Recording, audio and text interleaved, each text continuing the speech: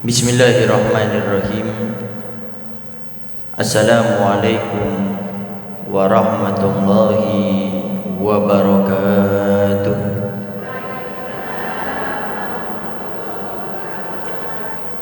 Alhamdulillah. Alhamdulillahi rabbil alamin.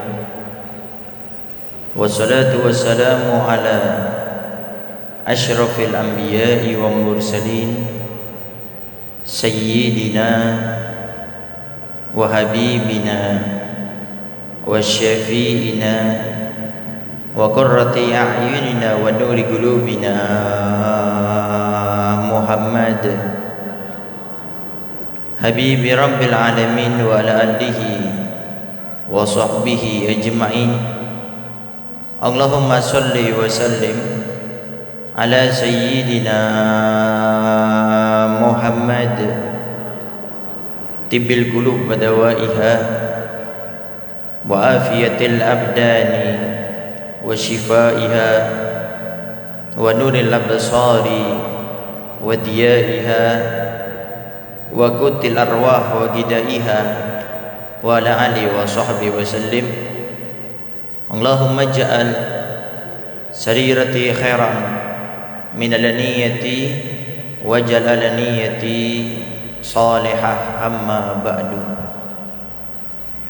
Al-mukarram wal muhtaram yang sama-sama kita muliakan dan kita hormati selalu, para alim, para ulama, para asatidah, penyambung lisan sekaligus penerus perjuangan Nabi kita Muhammad sallallahu alaihi wa alihi wasallam, yang kita doakan selalu mudah-mudahan para ustadz, para kiai, para ulama, para habaib kita diberikan panjang umur oleh Allah dalam keadaan sehat walafiat.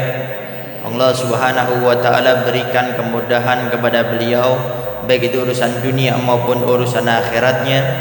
Allah subhanahu wa ta'ala jauhkan beliau-beliau semuanya daripada fitnah yang terjadi di akhir zaman ini, insyaallah. Amin, amin ya rabbal alamin. Dan juga tidak mengurangi rasa hormat kami kepada segenap para sepuh, para tokoh masyarakat, para ustadz, dan juga segenap para orang tua kami, para bapak dan ibu-ibu, para hadirin wal hadirat yang dimuliakan oleh Allah subhanahu wa ta'ala. Alhamdulillah, pada siang kali ini Allah subhanahu wa ta'ala masih memilih kita, memudahkan kita, meringankan kaki kita, sehingga kita bisa hadir ke tempat ini untuk sama-sama belajar ilmu agama. Belajar ilmu agama itu bukan hanya tentang suatu kewajiban saja, tetapi yang perlu kita pahami semuanya, belajar ilmu agama itu juga sebagai penentu antara kita ini menjadi orang baik atau menjadi orang yang tidak baik. Bagaimana akhir hidup kita ini kita bisa menjadi orang yang meninggalnya husnul khatimah ataupun su'ul khatimah, tergantung daripada kita belajar ilmu agama. Sehingga akan dipermasalahkan kelak di hari kiamat kalau seandainya kita ini beralasan kepada Allah, mengadu kepada Allah di hari kiamat, ya Allah, saya ini tidak mengetahui bahwasanya ini adalah satu kewajiban. Atau kita beralasan,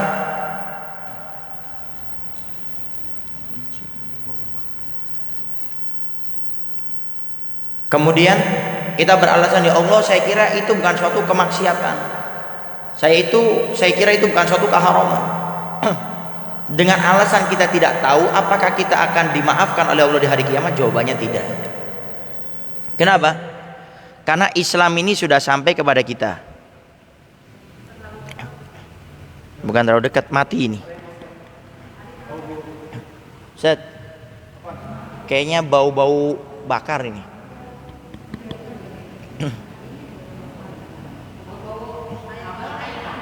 Kayak kabel konslet kayaknya.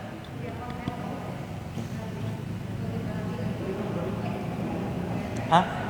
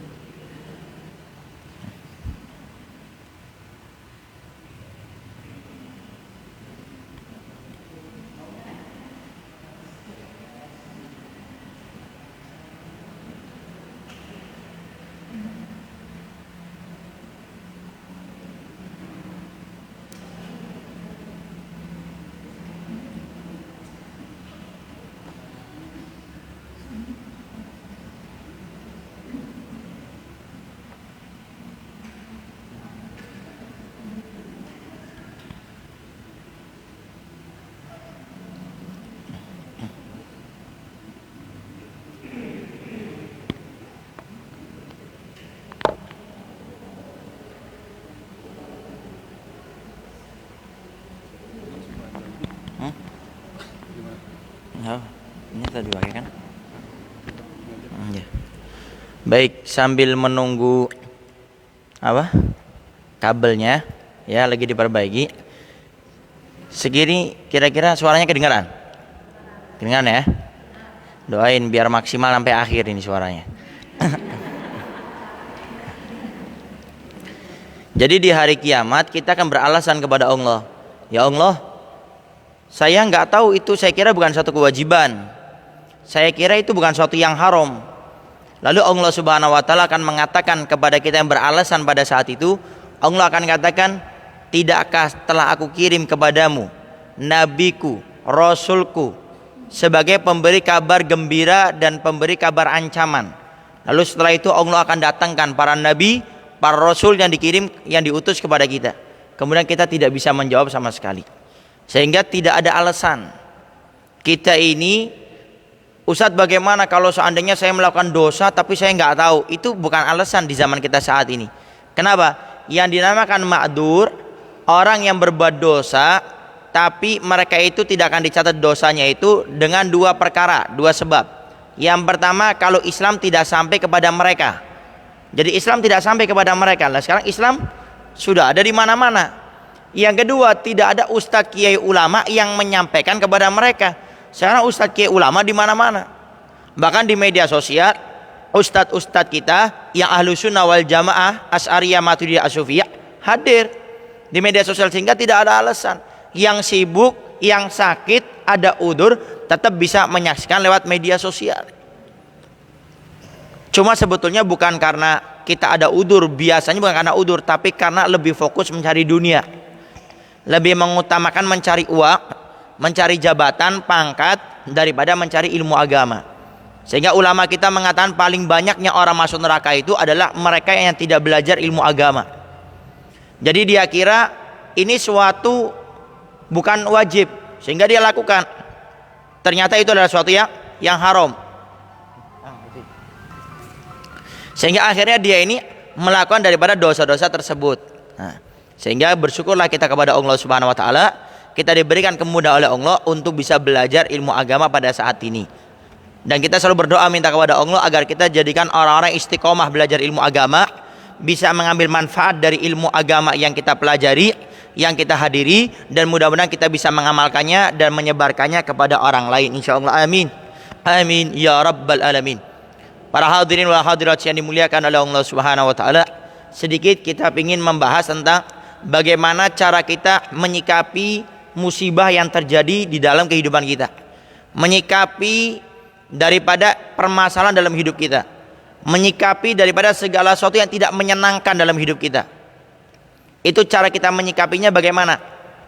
Atau bagaimana sih menjadi orang yang bersabar atas ujian yang telah Allah berikan kepada kita? Di sini ada 5 cara. 5 cara kita untuk menjadi orang yang bersabar. Biasanya ada yang tanya, Ustaz Habib, bagaimana caranya saya ikhlas bersabar atas ujian yang telah Allah berikan kepada saya?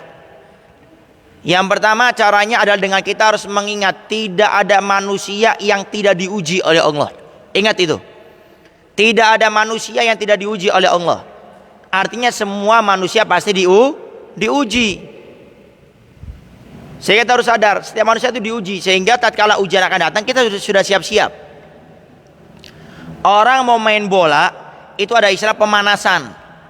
Biar apa? Biar pas main bola itu tidak cedera, tidak kram kakinya, badannya, sehingga pakai pemanasan. Begitu juga pemanasan kita waktu ujian akan datang, biasakan kita ini untuk bersabar dengan hal-hal yang kecil. Punya anak yang agak bandel, bersabar, istiqomah terus mengingatkannya. Kemudian kita kadang-kadang diejek oleh orang lain, sabar. Sehingga waktu ujian yang besar datang kepada kita yang berbentuk musibah atau sampai kita difitnah luar biasa, kita sudah siap. Kenapa? Karena kita sudah pemanasan. Sehingga ingat, tidak ada manusia yang tidak diuji oleh Allah. Oleh karenanya di dalam surah Al-Ankabut di ayat pertama Allah sudah firmankan di awal-awal, ahasiban nasu ayyutraku ayyakulu amanna wa hum la yuftanun. Kata Allah, ahasiban nasu, apakah manusia itu menyangka ayyakulu amanna, Mereka hanya dituntut untuk mengucap aman, aku beriman kepada Allah, wahum la yuftanun, sedangkan mereka tidak dicoba oleh Allah Subhanahu wa taala. Artinya setiap manusia itu pasti dicoba. Cuma keegoisan kita, waktu diberi musibah oleh Allah, kita mengatakan kenapa sih hidup saya kok susah terus, padahal setiap hari dikasih nikmat sama Allah nggak dia rasa. Dalam seminggu paling kita diberi ujian oleh Allah cuma sekali. Cuma sekali ini dianggap kayaknya kita nggak pernah dapat nikmat dari Allah. Sehingga kalau kita pengen menjadi orang yang menerima atas apa yang telah Allah berikan kepada kita dari ujian, ingat nikmat Allah yang banyak yang telah diberikan kepada kita. Kalau kita kena musibah, ujian, itu jangan fokus sama ujiannya saja, tapi fokus bagaimana Allah sudah kasih kita nikmati banyak. Sekarang kita bisa bernafas, alhamdulillah. Mungkin ada kaum muslim muslimat di rumah sakit ini yang dia itu bernafas saja nggak bisa, sesak napas, harus bayar. Tanyakan sama mereka, kalau pakai oksigen sehari semalam berapa puluh ribu itu. Kemudian kalikan, kita sekarang hidup ini sudah berapa tahun, kalikan coba. Sebulan itu kalau tidak salah, kalau kita harus pakai oksigen 24 jam itu kalau nggak salah sekitar berapa, 5 miliar atau berapa gitu. Pokoknya besar sekali. Dan kita diberi nikmat oleh Allah sudah banyak seperti ini. Bisa nafas, mata bisa melihat, tangan kita sehat, kaki kita bisa melangkah. Coba lihat di luar sana, ada orang yang jasadnya tidak sempurna. Bahkan lebih dahsyat lagi, Allah berikan kita jasad yang sempurna, dimudahkan hadir majelis taklim. Kurang apa lagi? Di luar sana ada orang yang jasadnya sempurna tapi belum bisa hadir majelis taklim, belum bisa melaksanakan ibadah kepada Allah Subhanahu wa taala. Sehingga tatkala kita diberi ujian oleh Allah, menyadari kita semuanya bakal diuji, tatkala ujian datang ingat nikmat Allah yang diberi kepada kita sudah terlalu banyak. Makanya jadilah orang kita ini yang bijak. Allah sudah ngasih banyak, masa dikasih ujian sedikit sudah protes sama Allah? Kan sering kadang-kadang kita banyak ngeluhnya, ngeluh sana ngeluh sini. Padahal kalau kita mau jujur, hitung antara nikmat sama ujian, banyak mana? Banyak nikmat kalau kita mau jujur. Kita hidup selama ini berapa puluh tahun? Ada yang mungkin yang sudah 30, 40, 70, 90, 100 tahun. Coba sekarang hitung antara ujian kita sama nikmat Allah banyak mana? Pasti banyak nikmat. Tapi kenapa nikmat itu seakan-akan lebih sedikit daripada ujian? Karena setiap kita punya ujian, kita nggak pernah memikirkan nikmat. Kita pikirkan di otak kita nih ujian, musibah, sehingga nikmat Allah yang banyak seakan-akan tidak kelihatan. Kalau peribahasa Indonesia itu semut di depan mata tampak, gajah di seberang gajah di depan mata tampak, semut di seberang balik ya, balik. Gajah di depan mata tidak tampak, semut di seberang lautan tampak. Nah, itu biar ibu nggak ngantuk aja ya. Cek kedengaran bu? Kalau nggak kedengaran coba periksa di sini.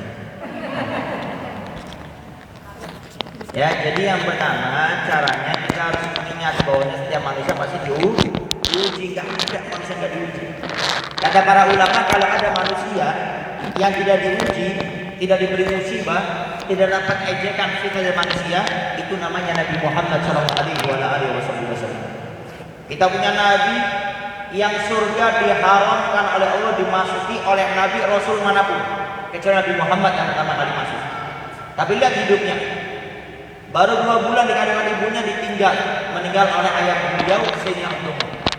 Baru 6 tahun. Baru 6 tahun diasuh, dipelihara oleh ibunda beliau Sayyidah Aminah, ditinggal meninggal oleh ibundanya. Baru 2 tahun diasuh oleh kakek beliau Sayyidina Abdul Muthalib, baru 2 tahun, usia 8 tahun, ditinggal meninggal oleh kakek beliau.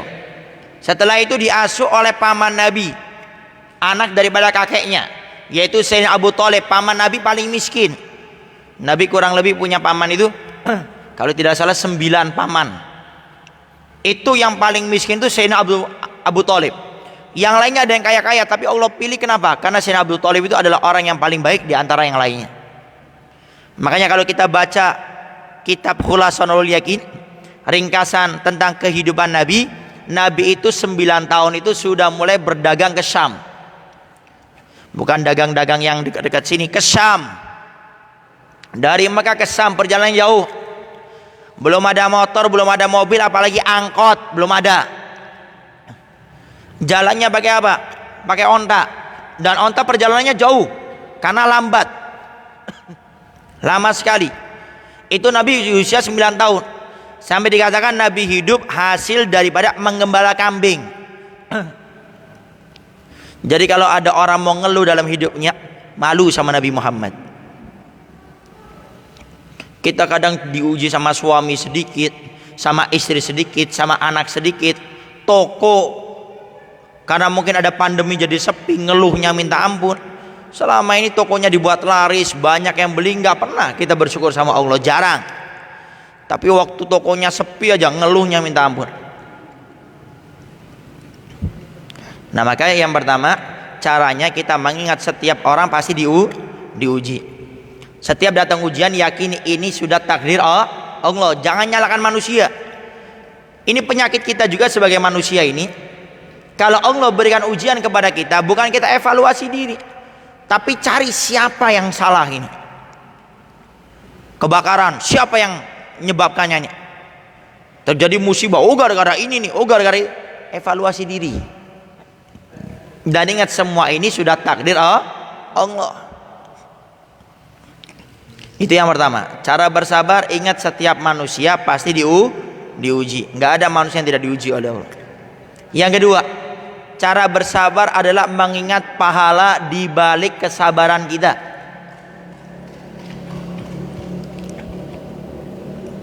Mengingat ganjaran yang Allah berikan di balik kita bersabar atas ujian dari Allah.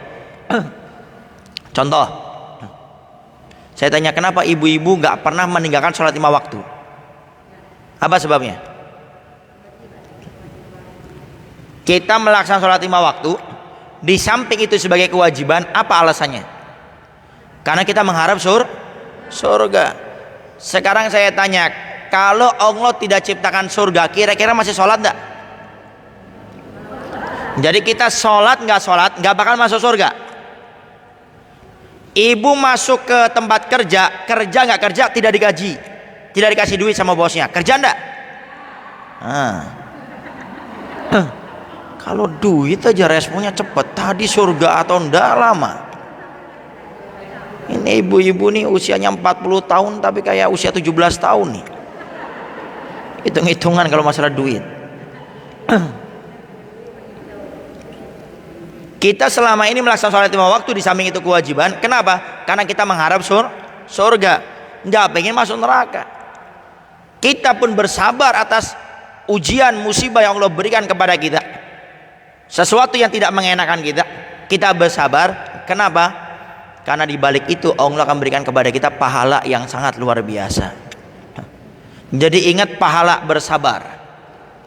Oleh karenanya di dalam Al-Quran Allah sudah pernah firmankan, innama yuwaffas sabiruna ajrahum bighairi hisab. Allah akan memberikan pahala kepada mereka as-sabirun yang bersabar bighairi hisab. Tidak ada yang tahu pahalanya kecuali Allah. Kata para ulama, kalau ada satu ibadah yang ibadah itu tidak Allah sebutkan pahalanya, disembunyikan oleh Allah, kata sebagian para ulama, ini menunjukkan besarnya pahala keutamaan daripada ibadah tersebut. Di antaranya puasa bulan Ramadan. Apa yang Allah katakan? Fa innahu li wa anna ajzi bihi. Puasa Ramadan itu untuk saya, kata Allah, dan aku yang akan membalas kepada mereka yang berpuasa. Sehingga pahalanya besar. Kalau kita masih ingat dulu waktu kita di madrasah, berapa jumlah seluruh nabi dan rasul? Berapa? Coba diingat memori 40 tahun yang lalu. Berapa? Jumlah nabi dan rasul 25. Nah, ini madrasahnya pasti 4, nilainya 5. Jumlah nabi dan rasul itu 124.000. 124.000. Catat bu, yang bawa pulang buku, takutnya pulang ke rumah anaknya lagi ada garing, Tugas dari sekolah nanya, Pak, Bu, saya ditanya jumlah Nabi Rasul itu berapa? Dijawab 25. Itu jumlah Rasul yang wajib kita hafal. Tapi kalau jumlah Nabi dan Rasul keseluruhan semuanya adalah 124.000. Dari 124.000, jumlah Nabi dan Rasul diringkas menjadi 313 Rasul, dipersempit. Artinya dipilih yang lebih utama. Dari 124.000 menjadi 313 Rasul. Dipersempit lagi menjadi 25 Rasul yang wajib kita hafal.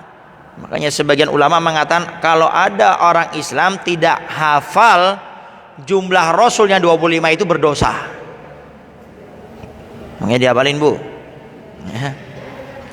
Kemudian dari 25 Rasul itu dipersempit lagi oleh Allah, lebih dicari lagi yang paling istimewa sehingga jumlahnya cuma 5. Yang kita kenal namanya apa? Ulul Azmi. Ulul Azmi. Kenapa dinamakan Ulul Azmi 5 Rasul ini? Karena mereka paling bersabar di antara 25 yang lainnya. Cobaannya paling besar dan paling bersabar. Makanya namanya Ulul Azmi. Orang yang punya tekad yang besar, kesabaran yang luar biasa. Ada 5. Siapa itu? Yang pertama namanya Nabi Nuh alaihissalam. Nabi Nuh itu, Bu, punya usia 950 tahun. 1000 kurang 50 tahun. Beliau berdakwah selama 900 tahun. Ingat ya, bukan 9 hari, bukan 9 minggu, 9 bulan, bukan 9 tahun, 900 tahun berdakwah. Dikatakan yang ikut beliau cuma 40. Ada yang mengatakan cuma 80 yang ikut beliau jadi pengikutnya. Dari 900 tahun berdakwah.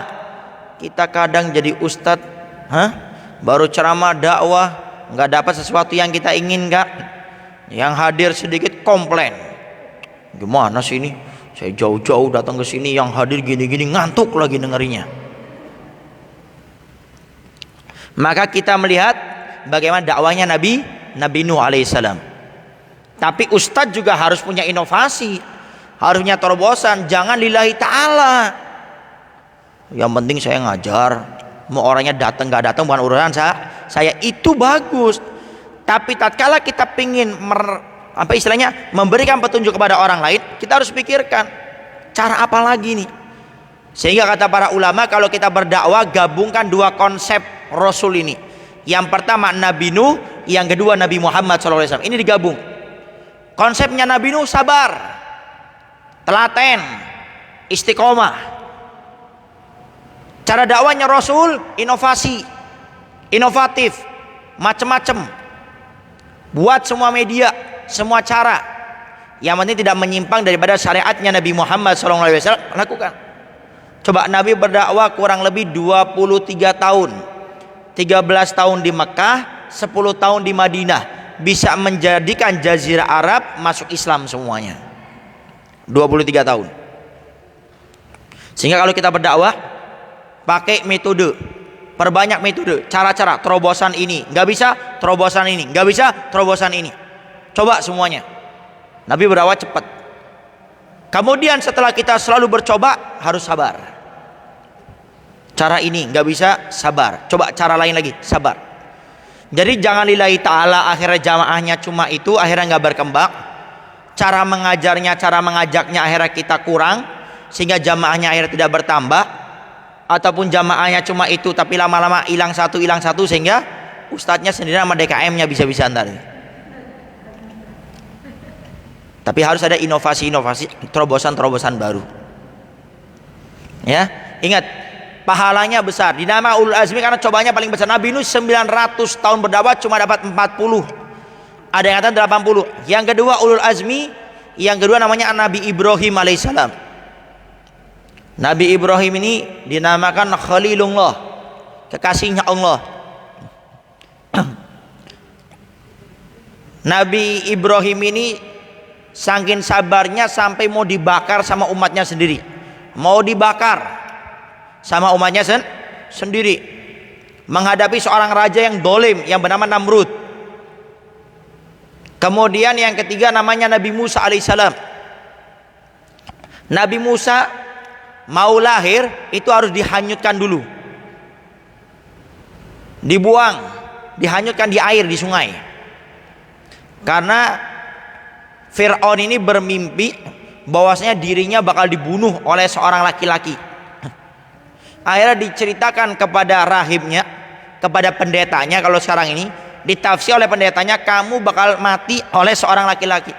Lalu gimana caranya? Solusinya, saat ini kalau ada bayi yang lahir yang laki-laki semuanya dibunuh. Sehingga diceritakan ini, kalau nggak salah ini bukan cuma ratusan, ribuan bayi dibunuh waktu itu. Ibunda Nabi Musa khawatir, akhirnya dihanyutkan dengan singkat ceritanya.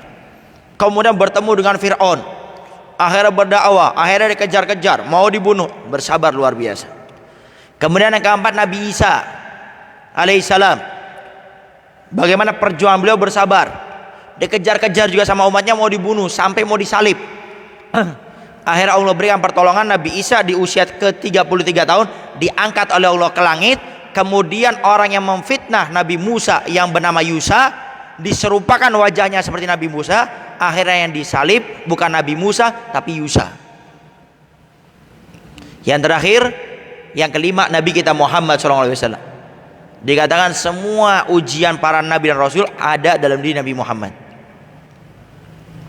Sehingga malu kalau kita ini ngeluh, ngaku umat Nabi Muhammad, pengen dapat syafaat Nabi Muhammad, kumpul sama Nabi Muhammad, hidupnya ngeluh tok. Cerita sama teman ngeluh, cerita kesini sama sahabatnya ngeluh, cerita ketemu keluarganya ngeluh, ketemu ustadznya ngeluh, akhirnya dijuluki ibu ngeluh lama-lama. Nah, yang laki-laki juga kalau ada bapak ngeluh, hidupnya ngeluh terus. Coba pikirkan pakai akal sehat, kalau ngeluh apa yang dapat? Makin sumpek.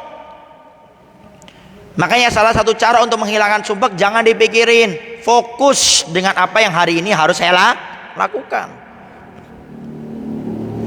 Sehingga yang kedua, ingat pahalanya besar luar biasa. Dari 5 ulul azmi dipilih satu rasul yang paling dicintai oleh Allah Subhanahu wa taala, yaitu Nabi kita Muhammad sallallahu alaihi wasallam.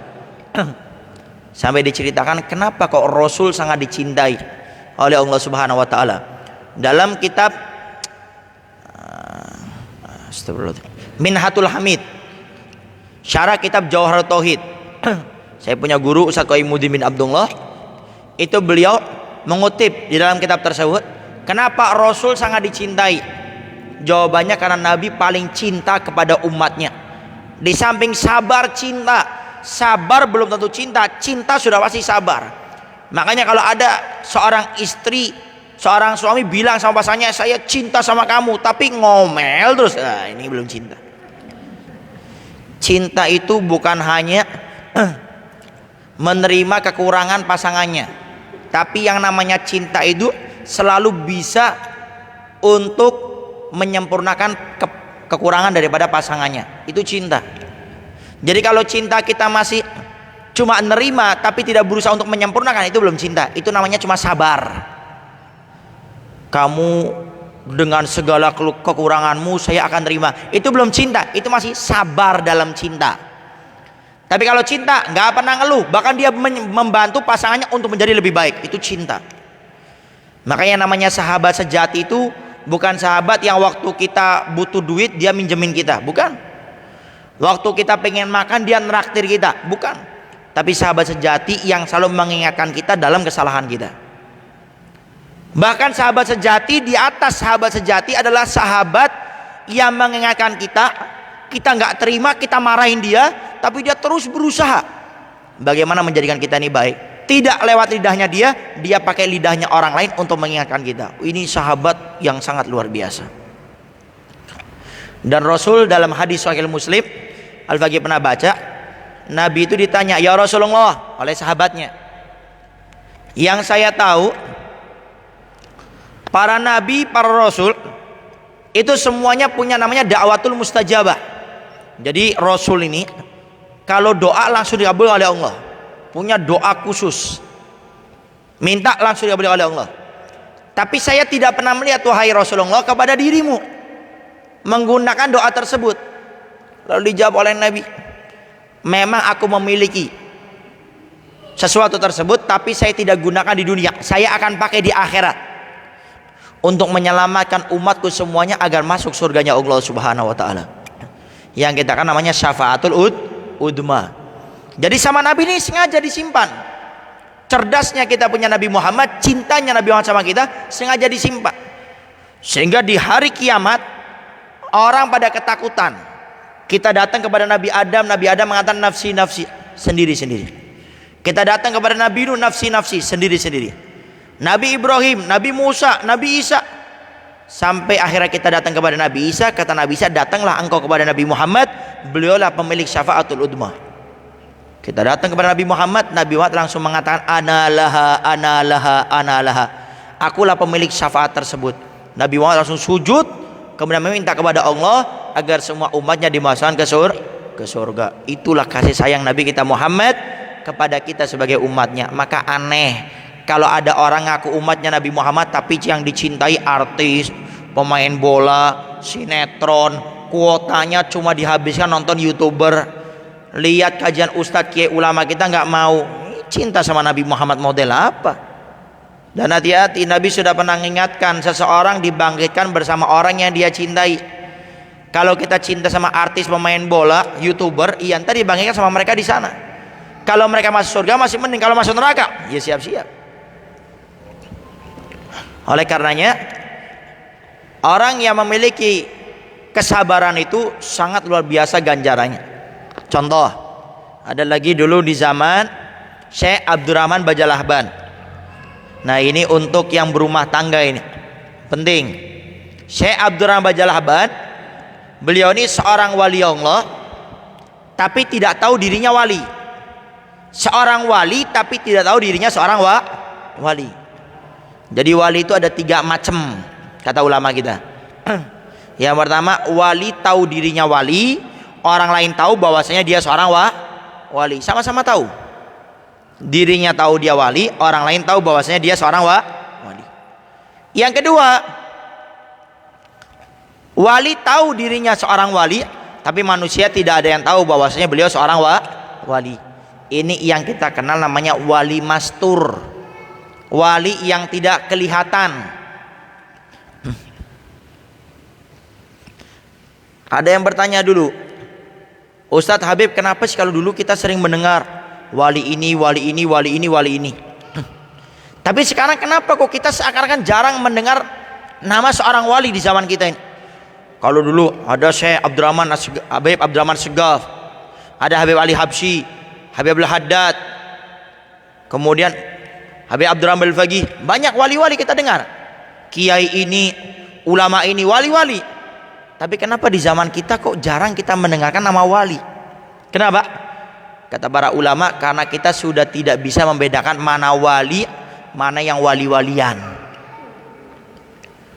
Jadi kita sudah tidak bisa membedakan mana itu wali beneran, mana itu wali settingan. Jadi kita ini kalau melihat ada orang bisa jalan di atas air, wali. Melihat ada orang bisa terbang di atas, wali ini, orang hebat ini, sakti. Ada orang bisa membaca hatinya seorang, ini wali, ini wali. Apalagi bisa masuk TV, masuk ke YouTube, wali ini. Doain orang sembuh, orang wali. Makanya kita nggak bisa membedakan wali. Yang namanya wali itu kata para ulama kita adalah orang yang paling istiqomah melaksanakan perintah Allah dan istiqomah meninggalkan segala sesuatu yang dilarang oleh Allah. Itu wali yang sesungguhnya. Orangnya istiqomah. Buka sejarah cerita wali siapa saja, pasti hidupnya tidak pernah aneh-aneh. Tidak ada salaman sama perempuan, salaman sama laki-laki, tidak ada. Gampang ngobrol seenaknya, satu panggung sama seorang perempuan seenaknya, tidak ada. Coba lihat beberapa kali yang Al-Faqih sering lihat, Habib Umar, Habib Ali Jufri, yang pernah saya lihat langsung. Beliau pernah diwawancari oleh seorang perempuan yang nggak pakai kerudung. Beliau tetap menghormati, tapi matanya tidak pernah sekalipun melihat perempuan tersebut. Ini wali Allah. Coba kita, perempuan pakai kerudung berusaha kita lihat mana nih. Pertama mungkin pura-pura nggak lihat. Setelah udah agak jauh, itu anaknya siapa tadi itu? Rumahnya tinggalnya di mana itu? Ada nomor WA-nya enggak? Makanya saking kita sudah tidak bisa membedakan mana wali, mana wali-walian, mana wali settingan, sehingga akhirnya kita sulit untuk membedakan mana wali Allah, mana yang bukan seorang wali. Syekh Abdurrahman Bajalabani termasuk yang nomor 3. Apa yang nomor 3? Dirinya tidak tahu bahwasanya beliau wali, tapi manusia tahu bahwasanya beliau seorang wali. Ini beliau termasuk yang nomor 3. Enggak tahu dirinya wali, tapi manusia tahu bahwasanya beliau seorang wali. Diceritakan beliau ini punya seorang istri yang semua sifat jeleknya seorang perempuan ada dalam diri istrinya beliau. Bahkan dikatakan sifatnya orang munafik yang ada 3 itu semuanya ada dalam diri istri beliau. Apa itu sifat munafik? Kalau bohong, kalau berbicara selalu berbohong, kalau janji selalu ingkar, kalau dikasih amanat selalu berkhianat. Ini 3 sifat ini ada dalam diri istri beliau. Beliau bersabar menghadapi istrinya yang modelnya seperti itu. Sabar luar biasa. Sampai akhirnya beliau ini, kalau istilah sekarang ini, pengen cari angin segar lah, jalan-jalan. Keluar rumah jalan-jalan sampai ketemu goa. Beliau masuk. Dilihat kaget ada 2 orang sedang beribadah di dalam goa ini. Bukan di masjid ya, bukan di musola, goa. Ibadah. Diperhatikan oleh beliau. Setelah selesai, salah seorang di antara mereka berdoa meminta kepada Allah. Tiba-tiba setelah beliau selesai berdoa, apa yang diminta langsung Allah kirimkan. Minta makanan, minuman, langsung Allah kirim dari langit sana, langsung dikasih. Syekh Abdurrahman Bajalabani melihat itu semuanya, kaget. Akhirnya beliau datangi, "Hei hamba Allah, kamu punya amal apa sih? Kok kamu berdoa minta kepada Allah makanan, minuman, selesai doa langsung dikasih sama Allah? Kamu punya amal apa kok bisa seperti itu?" Kata orang ini apa? "Saya ini nggak punya apa-apa, tapi saya setiap berdoa, saya bertawasul, saya berdoa dengan perantara orang soleh, orang yang sangat dicintai oleh Allah." Nanya Syekh Abdurrahman Bajalabani, namanya siapa? Namanya Syekh Abdurrahman Bajalabani, katanya. Kaget. Itu kan nama saya. Oh, kayaknya bukan. Tanya lagi, dengan apa Syekh Abdurrahman Bajalabani itu punya keistimewaan sampai engkau berdoa membawa nama beliau sampai Allah kabulkan secara langsung? Apa jawab beliau? "Saya membawa nama beliau bisa seperti ini karena beliau itu punya keistimewaan yang luar biasa. Beliau punya istri yang istrinya ini punya sifat yang sangat jelek. Beliau bersabar dengan istrinya, karena berkat kesabaran beliau dengan istrinya, Allah angkat derajat beliau setinggi-tingginya." Terdiam Syekh Abdurrahman Bajalabani. Kemudian beliau pulang ke rumah. Beliau bersabar dengan istrinya sampai beliau meninggal dunia. Makanya mungkin kita punya pasangan yang selama ini ngajak kita sabar, mungkin beliau pengen ngangkat derajat kita. Sekarang saya tanya, pengen derajatnya diangkat oleh Allah? Pengen dijadikan wali Allah? Pengen dijadikan kasih Allah? Siap punya suami yang gak benar? Hah? Siap punya istri yang ngajarin sabar terus? Hah? Yang standar aja lah. Nah, ini maksudnya hikmahnya apa? Orang bersabar itu pahalanya sangat luar biasa. Kemudian yang ketiga, cara untuk bersabar adalah dengan kita mengambil hikmah. Pasti ada hikmahnya. Tidak mungkin Allah berikan musibah, penyakit, bencana, nikmat yang Allah berikan kepada kita dicabut oleh Allah kecuali tidak ada hikmahnya. Mustahil. Sampai ulama kita mengatakan inna likulli hikmatin inna likulli syai'in hikmah. Inna sungguhnya likulli syai', setiap sesuatu hikmah, pasti ada hikmahnya. Tapi kenapa kita sulit mencari hikmah di balik musibah ya Allah berikan kepada kita? Karena kita fokus sama ujiannya saja. Kita fokus sama musibahnya saja. Coba Allah berikan ujian, nggak usah banyak komen, diam, merenung sejenak. Coba pikirkan 2 menit 3 menit. kenapa Allah jadikan toko saya ini sepi? Kenapa Allah kirimkan bencana air banjir? Kenapa Allah kirimkan bencana api kebakaran? Coba mikir. Mungkin ini kita akan ketemu salah satu cara Allah agar kita selalu ingat kepada Allah. Selama ini dikasih harta, sholat suka diakhirkan. Selama ini dikasih tokonya lari, sholat berjamaahnya mulai ditinggalkan. Sehingga ini mungkin salah satu cara agar kita ingat kepada Allah. Para ulama mengatakan bahwasanya salah satu cara agar kita ini ingat kepada Allah, kadang Allah berikan musibah kepada kita biar kita ingat sama Allah. Karena terkadang kalau dikasih nikmat jarang ingat sama Allah. Makanya kalau ada orang dikasih nikmat oleh Allah, dia selalu ingat kepada Allah, memuji Allah. Allah janji, Allah akan selalu menolong dia. Dalam kitab hadis Arba'in An-Nawawiyah di hadis ke-19 di akhir itu, panjang lebar hadis 19 itu dijelaskan bahwasanya ta'arraf ilallahi firrakhai ya'rifka fi syiddati. Ingatlah engkau kepada Allah dalam keadaan senang, dalam keadaan bahagia, dalam keadaan lapang. Allah akan ingat kamu dalam keadaan susah. Sehingga kalau kita ingin dibantu, ditolong oleh Allah, waktu senang tuh ingat sama Allah. Jangan lupa. Punya uang, jangan sampai gara-gara uang lupa sholat. Punya jabatan, jangan-jangan sampai punya jabatan dolim sama orang lain. Jangan sampai kita punya ilmu, jual mahal dengan ilmu kita. Jangan sampai punya harta, pelit berbagi kepada orang. Kita lagi senang, lagi bahagia, menggunakan itu semua ingat kepada Allah. Waktu susah Allah bantu kita tanpa kita minta kepada Allah. Kenapa? Itu janji Allah. Ambil hikmahnya, pasti ada. Cara mengambil hikmah, jangan banyak komen. Cari tempat yang enak, yang sejuk, ambil air wudhu, sholat hajat 2 rakaat. Setelah itu berdoa, minta dibukakan hikmah kepada Allah. Ya Allah, Engkau berikan kami ujian, ada hikmah apa ya Allah, tunjukkan kepada kami. Sehingga dengan kita mengambil hikmah, pasti bisa menjadi orang yang bersabar. Yang keempat, cara untuk menjadi orang yang bersabar dalam menghadapi ujian dalam hidup kita, melihat orang yang di atas kita. Lihat orang yang ditimpa ujiannya di atas kita, masih banyak yang lebih besar, lebih parah daripada kita. Kita toko sepi, ada orang di sana punya toko kebakaran, ada orang di sana punya toko kemalingan.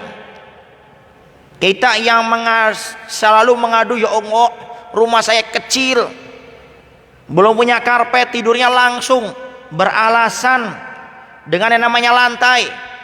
Lihat di luar sana ada orang mau tidur aja nggak bisa. Kenapa? Nggak punya rumah. Tidurnya cuma ngandelin depan tokonya orang tidur. Kalau diusir dia bingung. Kita masih mending masih ngontrak, rumah walaupun kecil kita punya. Sehingga cara untuk bersabar dalam menghadapi ujian, lihat orang yang di atas kita, masih banyak yang lebih besar, lebih parah daripada kita. Kemudian yang terakhir, yang kelima, caranya adalah kita berdoa, minta kepada Allah. Minta kepada Allah agar diberikan kesabaran. Ya Allah, Engkau berikan kepada kami ujian, musibah, penyakit, maka berikan kepada kami kesabaran. Sehebat apapun kita dalam memiliki cara dohiriyah, tetap kita hamba yang lemah, punya batas. Sehingga kita minta kepada Allah, walaupun dengan keterbatasan kita, kita minta dikuatkan oleh Allah. Makanya kita dianjurkan membaca doa ini. Dan ini doa hampir di setiap musola, di masjid pasti dibaca habis sholat 5 waktu. Dan kita pun mungkin sudah sering membacanya. Cuma kadang-kadang artinya nggak tahu, atau sudah tahu cuma kurang direnungi. Bahkan kalau tidak salah Al-Faqih dengar, ini dzikir, ini doa yang Nabi selalu istiqomah membacanya habis sholat. Apa itu? Ya muqallibul qulub, tsabbit qalbi ala dinik. Ya muqallibul qulub, wahai zat yang membolak-balikan hati manusia, tsabbit qalbi, kokohkan, kuatkan hatiku, ala dinik, atas agamamu. Jadi kita minta kepada Allah hati ini agar diberikan kekuatan, keistiqomahan dalam menjalani, menjadi orang yang beragama Islam. Ya Allah, Engkau berikan ujian, musibah, kuatkan agama kami, kuatkan hati kami, agar kami tidak mengeluh, tidak melenceng karena sebab ujian, musibah yang Engkau berikan kepada kami. Itu dibaca berapa kali saja boleh. Sekali habis sholat boleh, 3 kali boleh, 5 kali boleh. Yang penting istiqomah. Apa doanya? Ya muqallibul qulub, tsabbit qalbi ala dinik. Wahai zat yang membolak-balikkan hati manusia, tetapkan hatiku dalam agamamu. Para hadirin wal hadirat yang dimuliakan oleh Allah Subhanahu wa taala, mungkin itu saja yang bisa Al-Faqir sampaikan tentang tema kita pada siang kali ini, bagaimana menjadi orang yang bersabar, bagaimana cara menghadapi ujian musibah yang telah Allah berikan kepada kita. Baik, sekarang barangkali ada yang mau ditanyakan, silakan tinggal angkat tangannya saja, jangan angkat kaki. Ntar kalau angkat kaki bareng-bareng, ya. Angkat tangannya saja, ntar insya Allah kalau ada mic-nya akan dikasih. Atau langsung bertanya saja. Wallahu a'lam bishawab.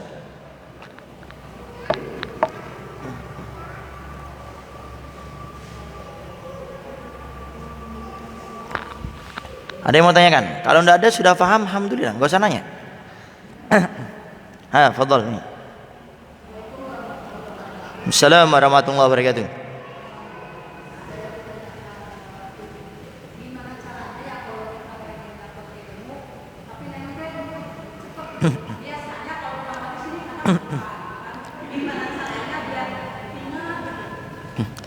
Ada pertanyaan, bagaimana Ustadz, saya ini kalau hadir majelis taklim pingin yang disampaikan ustadznya, kiai ulamanya itu lengket, faham. Jadi kadang di majelisnya ingat, keluar dari masjidnya hilang semuanya. Bagaimana caranya? Yang pertama dicatat. Makanya kalau mau perang gak bawa senjata namanya mati konyol.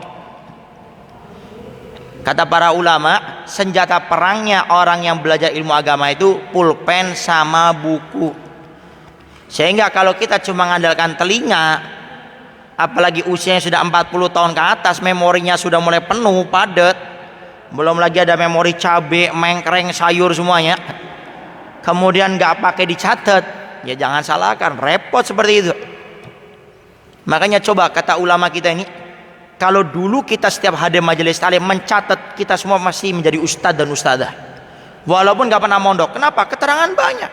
Contoh, kita bahas masalah sabar ini aja, saya bahas ada 5 poin caranya, setiap poin ada penjelasannya, sehingga mungkin ibu, bapak semuanya ntar mungkin bisa berceramah dengan bawa satu tema itu kalau dicatat.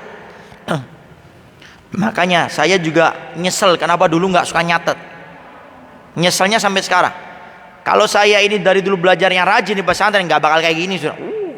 Penjelasannya panjang lebar luar biasa.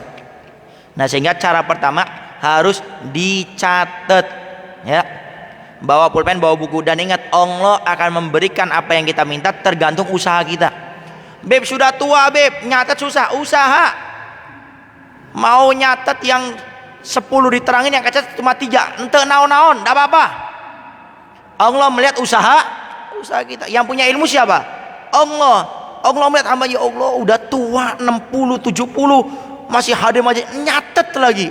Allah berikan ilmu. Kenapa? Karena Allah melihat keseriusan hambanya. Itu yang pertama. Yang kedua, niat untuk mengamalkannya. Jadi setiap kita dengarkan ilmu, niat untuk mengamalkannya. Kata saya punya guru yang insya Allah tanggal 31 Desember akan ngisi di 31 Maret akan mengisi di masjid kita Muawana. Dan Al-Faqir agak terlambat tadi, minta maaf karena kebetulan di rumah ada anak baru. Jadi mau keluar agak riweh-riweh. Sudah keluar, akhirnya mampir ke kelurahan tadi ngurus tanda tangan. Jadi mudah-mudahan acara 31 Maret insya Allah bisa terwujud di masjid Muawana. Tadi barusan tanda tangan di kelurahan. Nah, jadi niat, kata saya punya guru Dr. Habib Segaf Baharun, kalau kita mendengarkan kebaikan, niat untuk melakukannya, Allah akan bantu dengan caranya Allah. Termasuk pemahaman kita. Kalau kita mendengarkan sesuatu yang dilarang oleh Allah, niat untuk meninggalkannya, Allah akan bantu dengan caranya Allah. Jadi datang ke majelis ini, niat yang baik untuk mengamalkannya, Allah akan bantu. Yang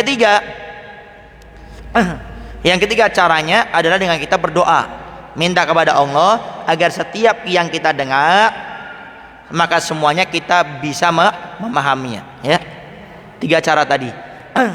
Khususnya ini dikatakan di kitab Fawaidul Mukhtarah, ini amalan kalau dilakukan akan menguatkan hafalan, menguatkan pemahaman, dijauhkan daripada sifat lupa. Apa itu? Membaca surat Al-A'la. Tahu surat Al-A'la? Sabbihisma rabbikal a'la. Baca itu 1 kali saja sebelum tidur. 1 kali sebelum tidur. Dikatakan siapa membaca doa surat tersebut, tapi di ayat yang berbunyi sanuqri'uka fala tansa, baca 7 kali tanpa napas. Sanuqri'uka fala tansa. Sabbihisma rabbikal a'la alladzi khalaqa fasawwa walladzi qaddara fahada walladzi akhrajal mar'a faja'alahu ghutsa'an ahwa. Sanuqri'uka fala tansa, sanuqri'uka fala tansa, sanuqri'uka fala tansa, sanuqri'uka fala tansa, sanuqri'uka fala tansa, sanuqri'uka fala tansa, sanuqri'uka fala tansa illa masyaallah. Teruskan sampai akhir ayat tersebut. Maka siapa yang mengamalkan tersebut, insya Allah akan dijaga kekuatan hafalannya, pemahamannya, dijauhkan daripada sifat lupa. Tinggal diamalkan. Beb, kalau perempuan yang haid bagaimana? Niatkan untuk dzikir, bukan membaca Al-Quran. Diperbolehkan, ya. Niatkan untuk dzikir, bukan membaca Al-Quran, maka diperbolehkan. Wallahu a'lam bishawab. Ada lagi sudah? Lagi? Sudah ya? Al-Fakir cukupkan ya sampai di sini. Nah, makanya lain kali kalau mau hadir majelis, pertanyaan disiapkan yang banyak. Pertanyaan. Tapi ntar kabar-kabarin. Beb, saya mau banyak nanya. Nah, ntar saya ngisi materinya 20 menit saja. Selebihnya tanya aja. Tanya. Beb, saya pingin lama tanya jawabnya. Silakan datang ke rumah. Ntar tanya jawab di rumah. Baik, mungkin itu saja yang bisa Al-Fakir sampaikan. Mudah-mudahan Allah Subhanahu wa taala menjadikan kita semuanya orang-orang yang bersabar di dalam meraungi kehidupan kita di dunia ini. Allah berikan kita kesabaran dalam melaksanakan kewajiban. Allah berikan kita kesabaran dalam meninggalkan segala sesuatu yang dilarang oleh Allah Subhanahu wa taala. Allah berikan kita kesabaran untuk daripada bersabar atas ujian, cobaan, musibah yang Allah berikan kepada kita. Dan mudah-mudahan dengan hadirnya kita di majelis taklim ini, mudah-mudahan semua dosa kita diampuni oleh Allah Subhanahu wa taala, derajat kita semuanya diangkat oleh Allah Subhanahu wa taala, dan kita diberi kekuatan oleh Allah untuk mengamalkan dari ilmu yang kita dengar dan kita bisa sebarkan kepada yang lainnya. Dan mudah-mudahan Allah Subhanahu wa taala pun memilih kita untuk menjadi pejuang-pejuangnya Nabi Muhammad yang hidup di akhir zaman, dengan memberikan info, mengajak kebaikan untuk datang ke majelis-majelis mulia seperti ini. Dan mudah-mudahan dengan hadirnya kita ke tempat ini, mudah-mudahan Allah kabulkan semua hajat kita, keinginan kita, doa kita, harapan kita, khususnya para orang tua kita, para ustadz, kiai, ulama, para masyayikh kita, para habaib kita. Khususnya mudah-mudahan negara kita Indonesia ini selalu dijaga oleh Allah Subhanahu wa taala daripada musibah, daripada bencana, daripada penyakit, daripada wabah, khususnya daripada manusia-manusia yang berniat tidak baik kepada negara kita Indonesia ini. Mudah-mudahan mereka diberikan taufik hidayah oleh Allah Subhanahu wa taala, atau Allah binasakan dengan caranya Allah Subhanahu wa taala. Rabbana atina fid dunya hasanah wa fil akhirati hasanah wa qina adzabannar. Wa sallallahu ala sayyidina Muhammadin wa alihi wasallam. Walhamdulillahirabbil alamin. Kurang lebihnya Al-Fakir minta maaf dan mohon doanya selalu. Akhirul kalam. Assalamualaikum warahmatullahi wabarakatuh.